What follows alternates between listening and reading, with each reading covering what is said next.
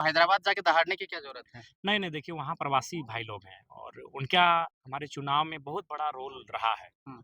तो नि न मने निसंदेह अगर प्रवासी भाई अगर कहीं भी इस देश के कोने में हैं और वह साल में 1 आध कार्यक्रम होता है, तो वहाँ ज आना-जाना लगा रहता है। बस हम लोगों की समस्याएँ हैं, उसी के समान में समस्याएँ हैं, अंचल से जुड़ी हुई, प्रखंड से जुड़ी हुई चूँकि बेरमो थोड़ा-सा खनन क्षेत्र है इसीलिए नियोजन, विस्थापन से जुड़ी कुछ समस्याएँ हैं। तो ओवरऑल जो समस्याएँ आई उनको निराकरण करने हेतु हम लोगों ने विचार-विमर्श किया, अधिकारी, पदाधिकारियों से बातचीत किया है और उस दिशा में हम लोग सकारात्मक कार्य करेंगे। पंचायत स्तर से लेके डीसी लेवल तक की समस्या आ रहे हैं क्या?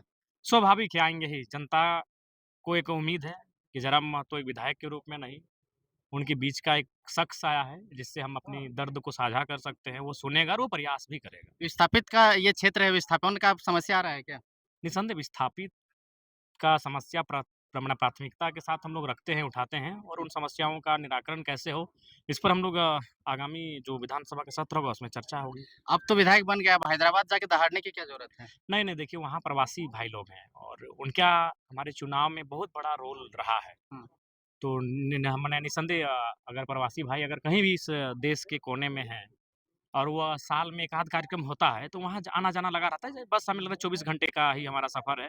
सिर्फ़ जाना है, उनके कार्यक्रम को संबोधन करना है और शाम को फिर वापस आ जाना तो है। ये फॉर्मल मतलब सभा है या फिर कुछ विशेष नहीं, नहीं, घटना एक रहे एक इसको लेके? सामान्य कार्यक्रम है, जो विगत 2 वर्षों से वो हमसे समय माँग रहे थे और हमने उनको समय दिया। सरकारी विद्यालयों में पठन-पाठन के लिए क्या कहना चाहते हैं? निजी विद्यालयों में फीस वृद्धि को लेकर माँ-बाप काफ़ी परेशान हैं। जी, जी, काफ़ी परेशान हैं और इस विषय को बजट सत्र में कई विधायकों ने रखा भी था और उन्होंने पुरज़ोर विरोध भी किया था कि एक निजी विद्यालयों में भी एक ऐसा नियंत्रण में हो, सरकार के नियंत्रण में हो और जो फ़ीस की वृद्धि हो वह भी नियंत्रण में हो। तो ये चीज़ें हैं जो स्पष्ट करती हैं कि थोड़ा-सा हम लोग आज शिक्षा और स्वास्थ्य को भी एक बाज़ार में लेकर जा रहे हैं, जिस पर रोक लगना आवश्यक है।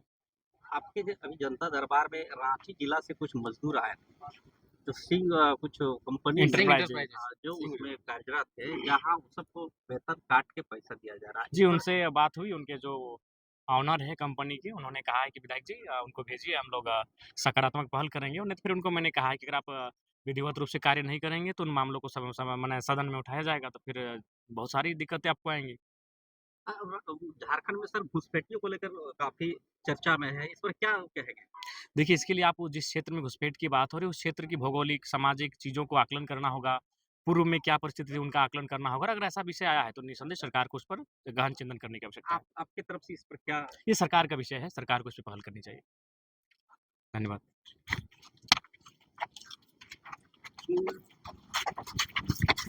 11 नंबर लगा।